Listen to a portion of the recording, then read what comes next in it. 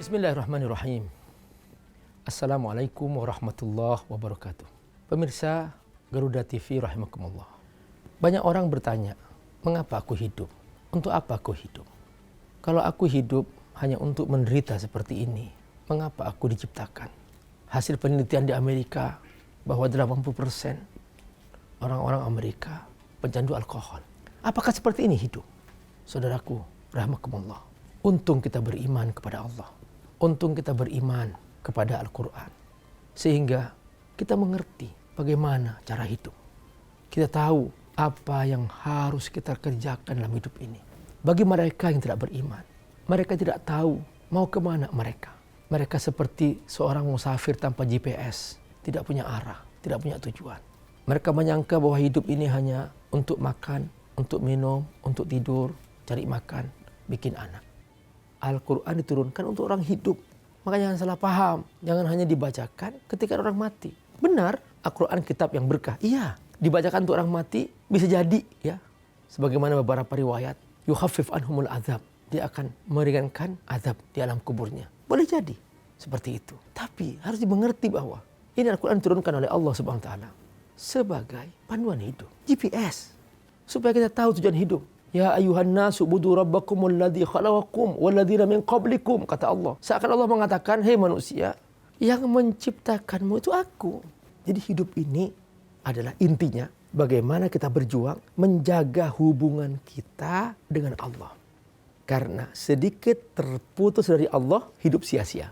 Sedikit terputus dari Allah, turun derajat jadi binatang. Apa kata Allah?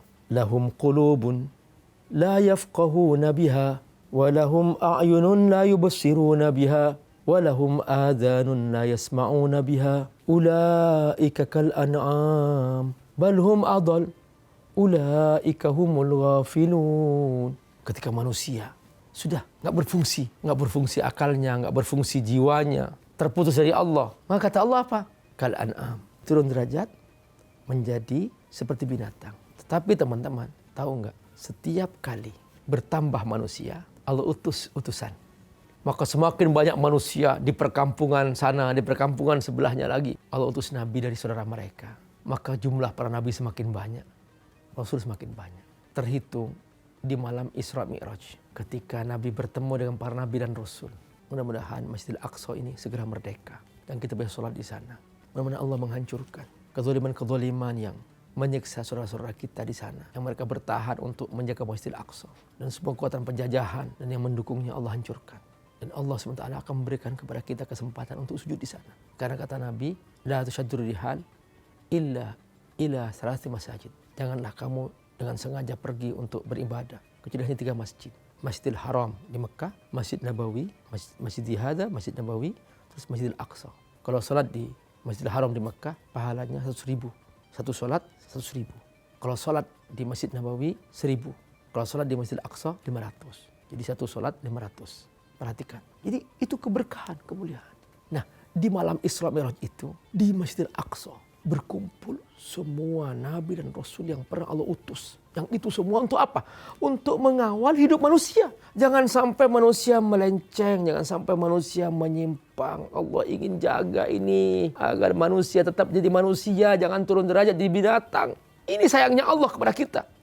Dialah Allah yang telah menciptakan kehidupan kematian untuk menguji kamu. Kata liyabluwakum ini artinya ibtila, teman-teman. Ibtila itu ya ujian. Tahu nggak hakikat ujian? Ujian itu sebenarnya dia ingin menaikkan derajat. Jadi semakin seseorang tinggi derajatnya, semakin besar ujiannya. Semakin tinggi sebuah pohon, semakin kencang angin menerpa. Pemirsa rahimakumullah, kalau kita ingin hidup, kita harus bersungguh-sungguh untuk siap melewati ujian. Lulus dari ujian, sabar. Ikuti selalu kajian Nabi Amir tentang bagaimana cara kita hidup. Semoga Allah berkahi. Wassalamualaikum warahmatullahi wabarakatuh.